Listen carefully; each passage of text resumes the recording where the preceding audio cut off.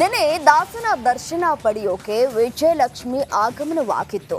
ಬಳ್ಳಾರಿ ಜೈಲಿಗೆ ದರ್ಶನ್ ಪತ್ನಿ ಎಂಟ್ರಿ ಕೊಟ್ಟಿದ್ರು. ಈ ವೇಳೆ ಪೊರ್ಕಿಯನ್ನ ನೋಡಿ ಎಲ್ಲರೂ ಒಂದು ಕ್ಷಣ ಶಾಕ್ಗೆ ಒಳಗಾಗಿದ್ರು.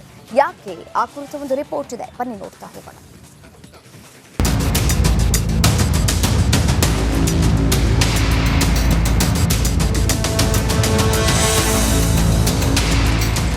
ಮೂರು ದಿನ, ಒಂದಲ್ಲ ಎರಡಲ್ಲ, ಬರೋಬ್ಬರಿ 3 ದಿನ. ಆದ್ರೂ ಒಂದೇ ಟಿ ಶರ್ಟ್, ಅದೇ ಪೂಮಾ ಟಿ ಶರ್ಟ್. 3 ದಿನಗಳಾದ್ರೂ ಒಂದೇ ಟಿ ಶರ್ಟ್ ಯಾಕೆ?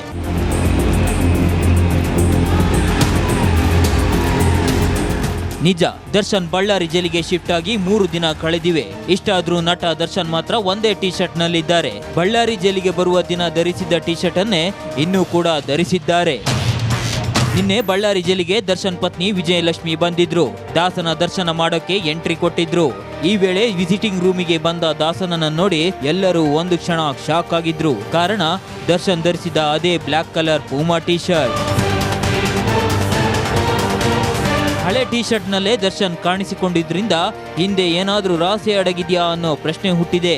ಮಾತಿನಲ್ಲಿ ಹೇಳಲಾಗದ್ದನ್ನ ಏನಾದರೂ ತಪ್ಪಾಗಿದೆ ಅಂತಂದ್ರೆ ನಮ್ಮನ್ನ ಕ್ಷಮಿಸಿ ಆಶೀರ್ವಾದ ಮಾಡಿ.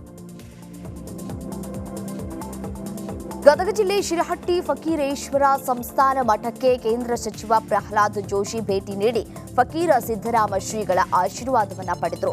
ಮಠದಲ್ಲಿ ಕಿರಿಯ ಶ್ರೀ ಇಲ್ಲದ ಹಿನ್ನೆಲೆ ಹಿರಿಯ ಶ್ರೀಗಳನ್ನ ಜೋಶಿ ಭೇಟಿ ಮಾಡಿ ಮಾತುಕತೆ ನಡೆಸಿದ್ರು. ಚುನಾವಣೆ ಮುನ್ನ ಜೋಶಿಗೆ ಎದುರಾಳಿ ಫಕೀರ ದಿಂಗಾಲೇಶ್ವರ ಶ್ರೀ ಸ್ಪರ್ಧಿಸಿದ್ರು. ಹೀಗಾಗಿ ಇದೀಗ ಜೋಶಿ ಭೇಟಿ ಭಾರೀ ಕುತೂಹಲಕ್ಕೆ ಕಾರಣವಾಗಿದೆ.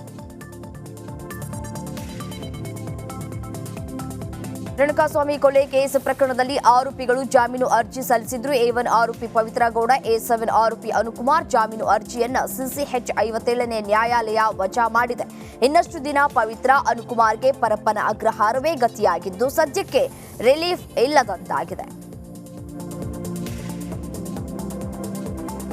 ರೇಣುಕಾಸ್ವಾಮಿ ಕೊಲೆ ಪ್ರಕರಣ ಸಂಬಂಧ ಕಲಬುರಗಿ ಸೆಂಟ್ರಲ್ ಜೈಲಿಗೆ ದರ್ಶನ್ ಮ್ಯಾನೇಜರ್ ನಾಗರಾಜ್ನನ್ನ ಕರೆತರಲಾಯಿತು.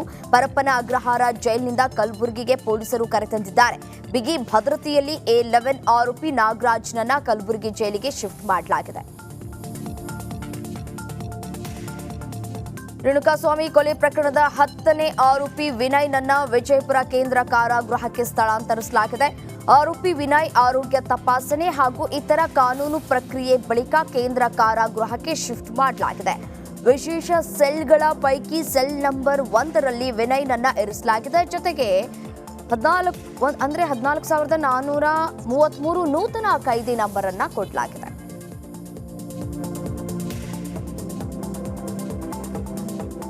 ವಿಜಯಲಕ್ಷ್ಮಿ ಭೇಟಿ ಬಳಿಕ ದರ್ಶನ್ ತಂಗಿಯ ಪತಿ ಭೇಟಿಯಾದರು.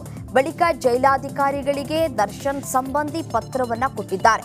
ದರ್ಶನ್ ಅನಾರೋಗ್ಯಕ್ಕೆ ಸಂಬಂಧಪಟ್ಟಂತಹ ದಾಖಲೆಯನ್ನ ಕೊಟ್ಟಿರುವಂತಹ ಸಾಧ್ಯತೆಗಳಿವೆ ಅಂತ ಹೇಳಲಾಗ್ತಾ ಇದೆ.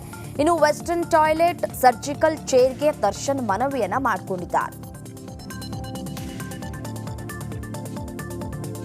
ಜೂನಿಯರ್ NTR ಜೊತೆ ಅಣ್ಣ ತಮ್ಮನ ಸಂಬಂಧ ಫೀಲ್ ಆಗತ್ತೆ ಅಂತ ಉಡುಪಿ ಕೃಷ್ಣ ಮಠದಲ್ಲಿ ನಟ ರಿಷಬ್ ಶೆಟ್ಟಿ ಹೇಳಿದ್ರು. ಅವರು ಆಂಧ್ರ ಪ್ರದೇಶದವರು ಎಂಬ ಭಾವನೆ ಬರಲ್ಲ. ಬಹಳ ಸಮಯದ ನಂತರ ಭೇಟಿಯಾಗುವ ಅವಕಾಶ ಸಿಕ್ಕಿತ್ತು. ಇತ್ತೀಚೆಗೆ ಉಡುಪಿ ಮಠಕ್ಕೆ ಬರಬೇಕು ಅಂತ ಹೇಳ್ಕೊಂಡಿದ್ರು. ನಾನು ಈ ಕಡೆ ಇದ್ದೆ, ಹಾಗಾಗಿ ಜೊತೆಗೆ ಮಠಕ್ಕೆ ಬಂದೆ. ಉಡುಪಿ ಅಷ್ಟಮಿಗೆ ಬರಬೇಕಾಗಿತ್ತು, ಸಾಧ್ಯವಾಗಿರಲಿಲ್ಲ. NTR ಕುಟುಂಬದ ಜೊತೆ ಬಂದಿರೋದು ಖುಷಿಯಾಗಿದೆ ಅಂತ.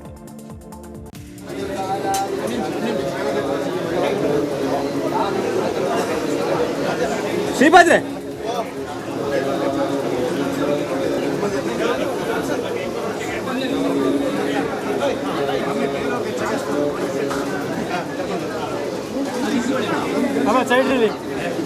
ರಿಷಬ್ ಸರ್, ಒಂದು ಫೋಟೋಕ್ಕೆ ಮೀಡಿಯಾಕ್ಕೆ ಪ್ಲೀಸ್.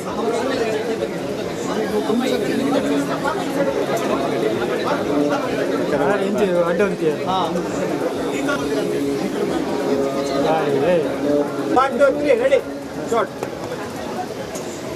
ರಿಷಬ್ ಸರ್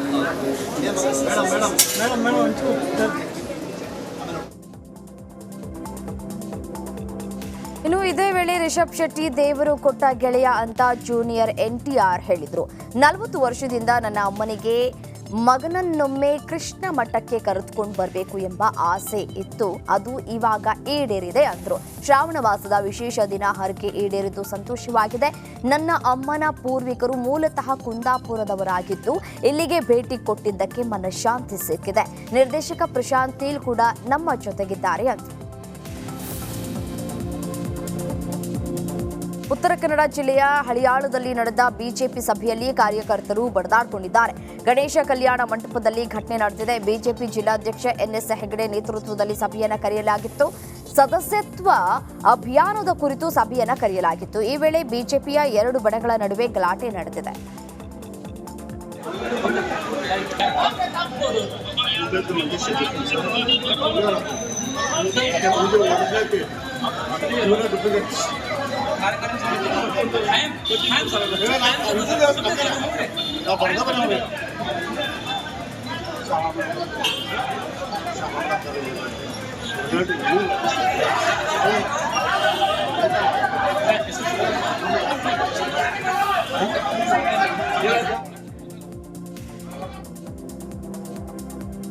ಕಲಬುರಗಿಯಲ್ಲಿ ಮತ್ತೆ ಪೊಲೀಸ್ ಗುಂಡಿನ ಸದ್ದು ಮಾಡಿದೆ. ಪೊಲೀಸರ ಮೇಲೆ ಹಲ್ಲೆ ಮಾಡಿ ತಪ್ಪಿಸಿಕೊಳ್ಳುವುದಕ್ಕೆ ಯತ್ನಿಸಿದ ಖದೀಮನ ಕಾಲಿಗೆ ಪೊಲೀಸರು ಗುಂಡನ್ನ ಹಾರಿಸಿ ಬಂಧಿಸಿದ್ದಾರೆ. ಬೇಲೂರು ಕ್ರಾಸ್ ಬಳಿ ಈ ಘಟನೆ ನಡೆದಿರುವಂತದ್ದು. ಆರೋಪಿ ಅವತಾರ್ ಸಿಂಗ್ ಮೇಲೆ ಇನ್ಸ್ಪೆಕ್ಟರ್ ಸಂತೋಷ್ ತಟ್ಟೆಪಲ್ಲಿ ಫೈರಿಂಗ್ ಮಾಡಿದ್ದಾರೆ.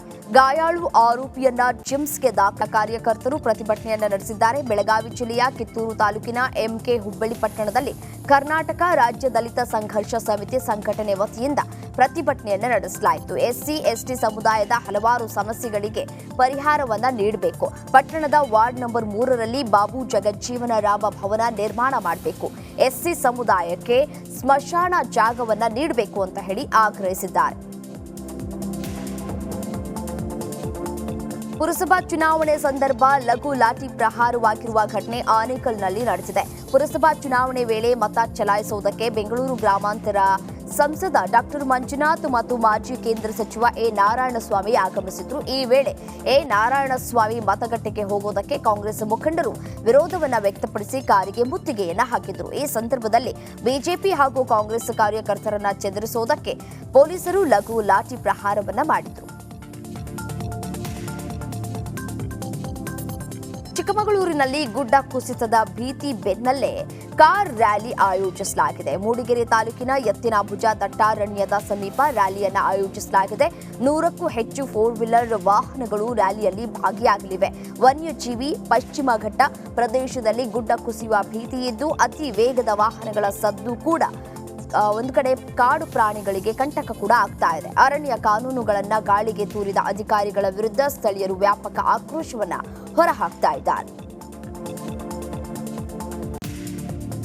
ಪೈಪ್ಲೈನ್ ಒಡೆದು ಅಪಾರ ಪ್ರಮಾಣದ ಕುಡಿಯುವ ನೀರು ಪೋಲಾಗ್ತಾ ಇದೆ. ಗದಗ ಜಿಲ್ಲೆ ಮುಂಡರಗಿ ತಾಲೂಕಿನ ಬೆಣ್ಣೆಹಳ್ಳಿ ಗ್ರಾಮದ ಬಳಿ ಘಟನೆ ನಡೆದಿದೆ. ಕಳೆದ 1 ವಾರದಿಂದ ಗದಗ ಬೆಟಗೇರಿ ಅವಳಿ ನಗರಕ್ಕೆ ನೀರು ಸರಬರಾಜು ಮಾಡುವ ಪೈಪ್ಲೈನ್ ಒಡೆದು ನೀರು ಪೋಲಾಗ್ತಾ ಇದ್ದು ಪಕ್ಕದ ಜಮೀನುಗಳಿಗೆ ನೀರು ನುಗ್ಗಿ ಸಂಪೂರ್ಣವಾಗಿ ಜಲಾವೃತವಾಗಿದೆ. ಕಣ್ಮುಚ್ಚಿ ಕುಳಿತ ನೀರಾವರಿ ಇಲಾಖೆ ಅಧಿಕಾರಿಗಳ ನಿರ್ಲಕ್ಷ್ಯಕ್ಕೆ ಸಾರ್ವಜನಿಕರು ಆಕ್ರೋಶವನ್ನು ವ್ಯಕ್ತಪಡಿಸಿದ್ದಾರೆ.